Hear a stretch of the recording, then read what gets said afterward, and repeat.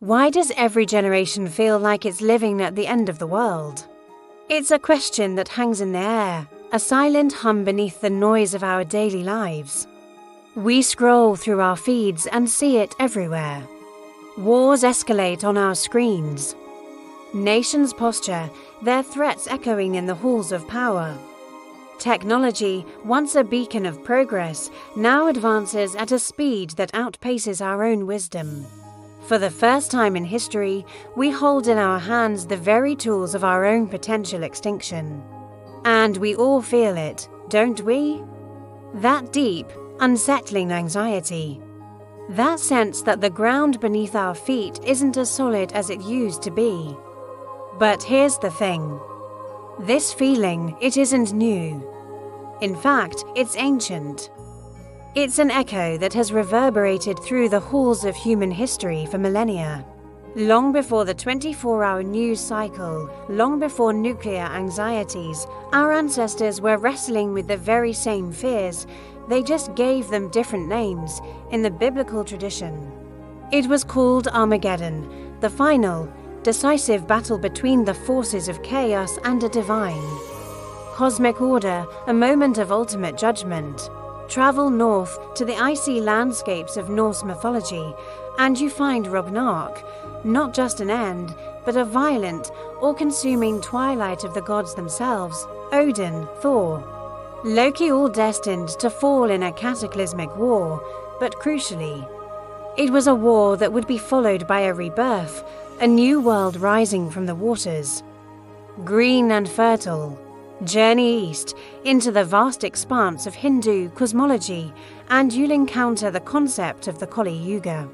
The final, darkest age of a great cycle, an era marked by moral decay, conflict, and spiritual ignorance. A time when humanity forgets its purpose.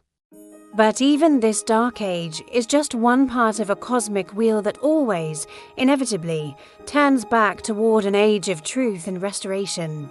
And if we look to the ancient civilizations of Mesoamerica, we find entire worlds built on cycles of creation and destruction. The Aztecs, the Maya, they didn't just believe in one end, but in a series of them, worlds that rose and fell.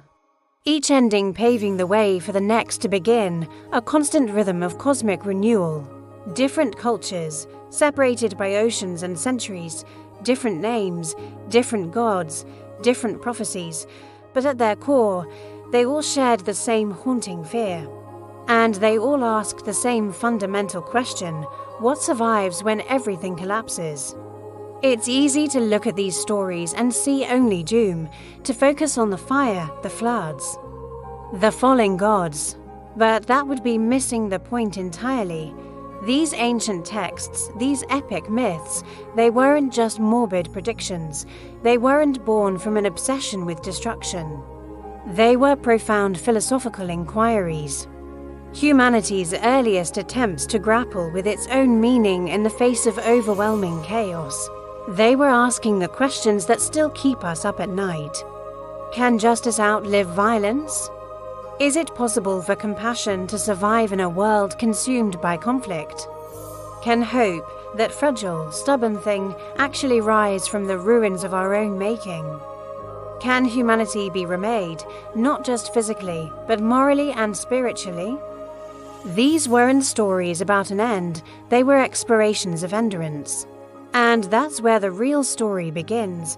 This isn't a documentary about the end of the world. It's a journey into what comes after. It is an exploration of humanity. Its most enduring quest, the search for meaning in the shadow of collapse, because buried deep inside every single one of these ancient myths, from Armageddon to Ragnarok, is a quiet, powerful promise. It's a seed of hope planted in the ashes of despair. And that promise is this: destruction is never the final word. After the battle, a new kingdom is established. After the flood, new land appears. After the darkness, a new dawn breaks. This pattern is written into our oldest stories, into our very DNA.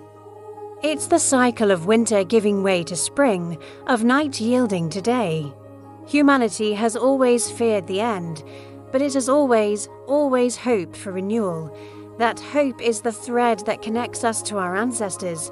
It's the echo that has outlasted every empire, every war, every supposed apocalypse.